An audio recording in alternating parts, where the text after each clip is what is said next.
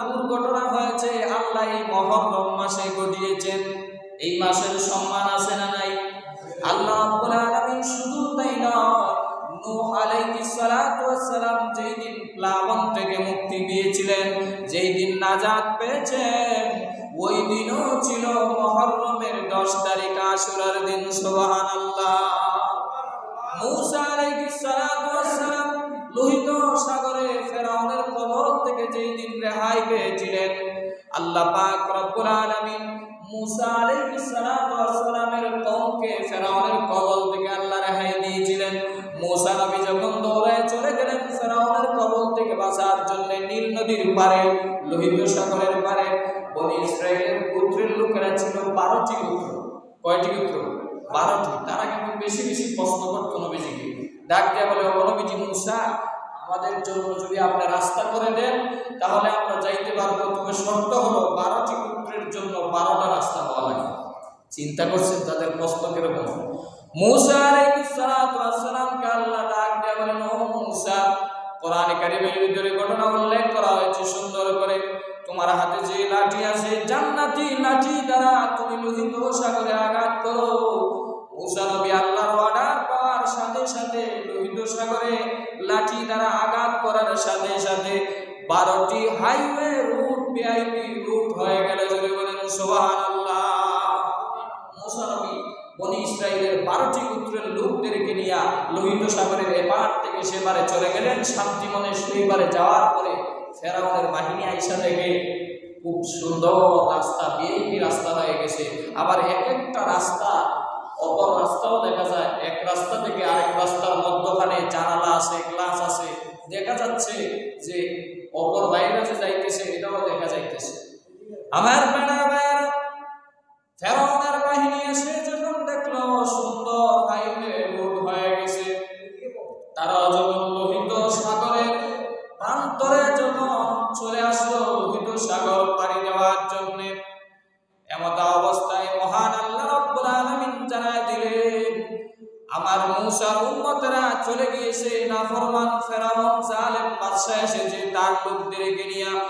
ও সাগরের পানি আর দেরি করা যাবে না, এই মুহূর্তে তুমি রাস্তা ভেঙে পানি চালু হয়ে ঢেউ চালু হয়ে যাও।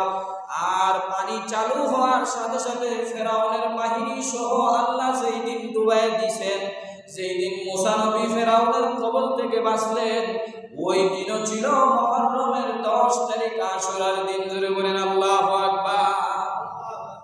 এই দিনের দাম আছে না নাই? এই জন্য আশুরার দাম বেশি, মুহররমের দাম বেশি। আমরা তো দাম দিতে জানি না, আমরা তো জানি না ঘটনাগুলা।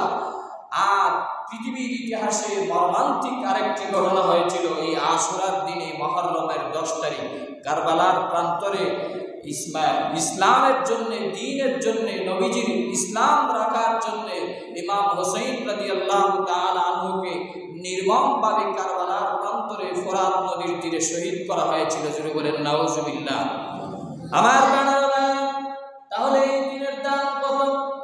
পৃথিবীর শুরু লগ্ন থেকে নিয়ে কিয়ামত পর্যন্ত যতগুলা বড় ঘটনা হবে, যতগুলা দুর্ঘটনা হয়েছে, সব এই দিনের সাথে সম্পৃক্ত। এই সামনে আসতেছে আশুরার দিন। আমার বানারা, নবীজি সাল্লাল্লাহু আলাইহি ওয়াসাল্লাম চলে গেলেন হিজরত করে মদিনায়, গিয়া দেখেন আশুরার দিন ইহুদিরা রোজা রাখতেছে। কারা রোজা রাখছে? ইহুদিরা। জিজ্ঞাসা করলেন, তোমরা এই দিনে রোজা রাখো কেন? ইয়া রাসূলুল্লাহ, ওগো আল্লাহর নবী, বিশ্ব নবীজি, এই আশুরার দিনকে আমরা এই জন্য রোজা রাখি, এই আশুরার দিনে মহান আল্লাহ রাব্বুল আলামিন আমাদের নবী মূসাকে ফেরাউনের কবল থেকে রেহাই দিয়েছিলেন, নাজাত দিয়েছিলেন। এই জন্য শুকরিয়া আদায় করে আমরা মুহররমের 10 তারিখ রোজা রাখি। জুড়ে বলেন সুবহানাল্লাহ। নবীজি বললেন, তোমরা ইহুদি হওয়ার পরেও তোমরা রোজা রাখতেছো, মূসা নবীর উম্মত হওয়ার পরে আমার তো আরো বেশি হক, আমার ভাই এই দিন নাজাত পেয়েছে। মুসলমানদেরকে জানাই দিলেন, সাহাবায়ে কেরামকে জানাই দিলেন, তোমরাও আজকে থেকে মুহররমের রোজা রাখবে। তবে সাবধান, ইহুদিদের সাথে যেন মিলে না যায়। এই জন্য 10 তারিখ শুধু রোজা রাখবে না, 9 এবং 10 দুইটা রোজা রাখার জন্য কে নির্দেশ করেছেন? নবীজি নির্দেশ করেছেন। আর এই হাদিসের ফজিলত হলো এত বেশি ফজিলত মুহররমের 10 তারিখের রোজার। রাসূল করিম সাল্লাল্লাহু আলাইহি ওয়াসাল্লাম বলেন, ক্বালান নবিয়্যু সাল্লাল্লাহু আলাইহি ওয়াসাল্লাম আফদালুস সিয়ামি বা'দা রমাদান শাহরুল্লাহিল মুহররম। নবী করিম সাল্লাল্লাহু আলাইহি ওয়াসাল্লাম বলেন, রমজান মাসের রোজা ফরজ হওয়ার আগে মুহররমের আশুরার 10 তারিখের রোজা ফরজ ছিল। শুধু তাই নয়, রমজান মাস আল্লাহর রাসূলের উপর রমজান মাসের রোজা ফরজ হওয়ার আগে আগের কার যুগের যত নবী পয়গম্বররা ছিলেন প্রায় নবীদের উপর মুহররমের 10 তারিখ রোজা রাখা ফরজ ছিল। সুবহানাল্লাহ বলবেন না? সুবহানাল্লাহ। এখন ফরজ উঠিয়ে নিয়েছেন আল্লাহ। রমজান যেহেতু স্পেশাল ভাবে আমাদেরকে দেওয়া হয়েছে, কিন্তু সওয়াব কিন্তু বিলুপ্ত হয় নাই।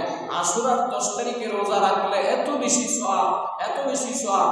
নবী করিম সাল্লাল্লাহু আলাইহি ওয়াসাল্লাম বলেন, সিয়ামু ইয়াউমি আশুরা আহতাসিবু আলাল্লাহি আন ইউকাফিরাস সানাতাল্লাতী ক্বাবলা। নবী করিম সাল্লাল্লাহু আলাইহি ওয়াসাল্লাম বলেন, যেই ব্যক্তি মুহররমের 10 তারিখ আশুরার দিন রোজা রাখবে, আল্লাহ রাব্বুল আলামিন তার বিগত 1 বছরের গুনাহ খাতা আল্লাহ maaf করে দিবেন। সুবহানাল্লাহ। 1 বছরের গুনাহ একদিনের রোজায় maaf। সুবহানাল্লাহ বলবেন না? সুবহানাল্লাহ।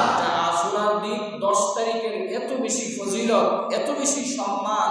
একটা রোজা রাখলে আল্লাহ রাব্বুল আলামিন পুরা 1 বছরের যত ছোট ছোট গুনাহ হয়েছে, সগীরা গুনাহ হয়েছে, আল্লাহ সমস্ত গুনাহ খাতা 1 বছরের গুনাহ একদিনের রোজার জন্য আল্লাহ maaf করে দিবেন। জোরে বলেন সুবহানাল্লাহ। সুবহানাল্লাহ। আগামী 10 তারিখ অর্থাৎ রোজ বুধবার পরে মঙ্গল এবং বুধ 2 দিন আমরা রোজা রাখবো, যেহেতু ইহুদিদের সাথে যেন সামঞ্জস্য না হয়ে যায়, মিলে না যায়, এজন্য আমরা 2 দিন রোজা রাখবো। হয়তো 9, 10 তারিখ অথবা 10 এবং 11 দুইটা রোজা রাখবেন। আল্লাহ রাব্বুল আলামিন বিগত 1 বছরের গুনাহ আল্লাহ maaf করে দিবেন। সুবহানাল্লাহ।